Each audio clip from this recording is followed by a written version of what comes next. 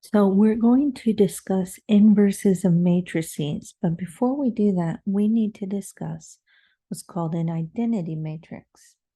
An identity matrix is a square matrix with ones along the main diagonal from top left, bottom right, and zeros everywhere else. So for example, our identity, capital I, of a 2 by 2, we would have ones on the main diagonal. Since we have a 2 by 2, it's going to be kind of small, but zeros everywhere else. So 1, 0, 0, 1. For a 3 by 3, so 3 rows, 3 columns, we're going to have 3 ones, main diagonal, left to right, top left, bottom right, and then zeros everywhere else. So 0, 0, 1, 0, 0 up top, 0, 1, 0 in the middle, and 0, 0, 1 in the bottom. Okay, but notice that it's a square matrix. Number of rows is the same thing as number of columns. Yep. So when you multiply by its identity, and when you multiply any square matrix by its identity, you just get back to that square matrix. It's the same thing as when we take A times 1 and we still get A. So 12 times 1 is still 12.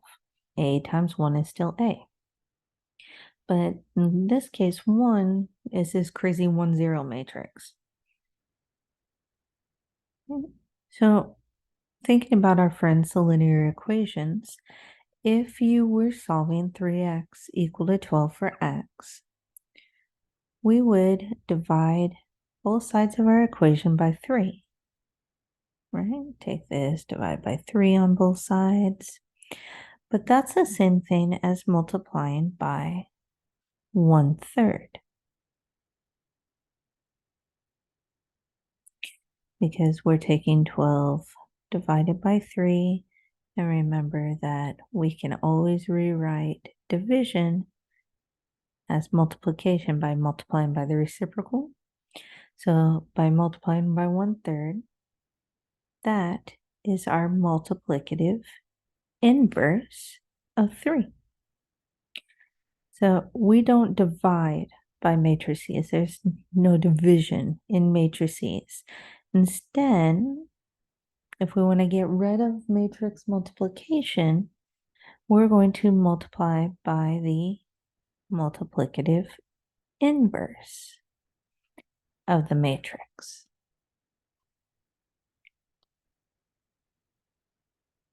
Okay. Only square matrices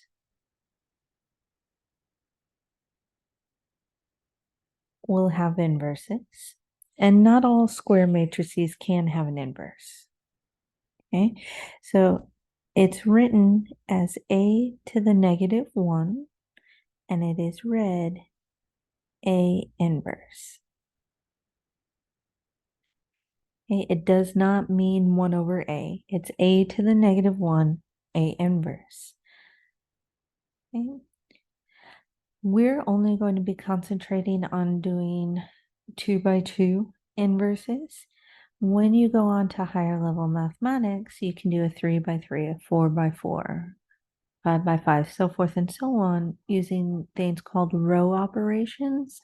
But we're not going to focus on that in these examples. Instead, we're going to use a formula for our 2 by 2s.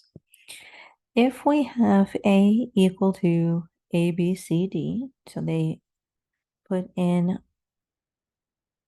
our elements, labeled them, then A inverse is equal to 1 all over AD minus BC. So yes, there's a fraction, but it's not too bad. Times what I call the crazy matrix. because everything gets flip-flopped. D and A switch places. So main diagonal switch places. On the back swing, everybody stays where they are, but we negate them. Notice that the negative shows up in the subtraction of BC and the fraction, but it also shows up in the backswing. And that's how you know that you need to have the negatives in the crazy matrix. But quick thing to note, if AD minus BC is equal to 0, you know we don't divide by 0. That's a no-no.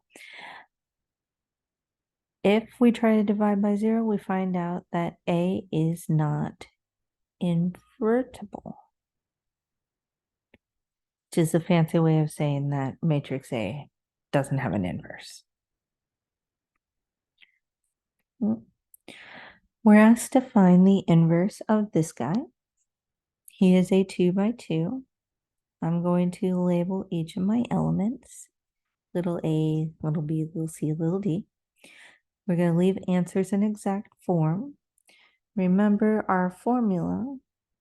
So B inverse in this case, because that's the name of the matrix, it's going to be equal to 1 all over AD minus BC times our crazy matrix, where D and A flip-flop and B and C stay where they are, but they change their signs.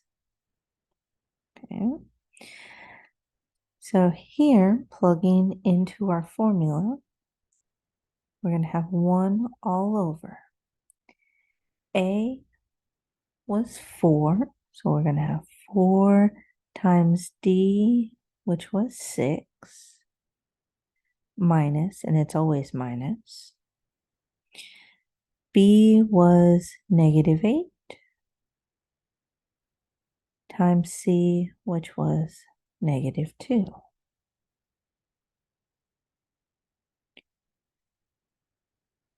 And then we handle the crazy matrix. Notice we take care of the outside, the fraction part first, then we go into the crazy matrix. Main diagonal flip-flops, so 6 and 4 switch places. Negative 2 and negative 8, B and C, change their signs. So we would have an opposite of negative 8, and we would have an opposite of negative 2. If you want to skip that step and go straight to the positives, you can. In our denominator over here, we would have 24 minus 16, which gets us 8. You can plug this in all in one into your calculator. Do 4 times 6 minus negative 8 times negative 2, and you should get 8. That means we are now at 1 all over 8. Let's clean up our crazy matrix. We would have the 6 and the 4, and negative 8 becomes positive 8. Negative 2 becomes positive 2.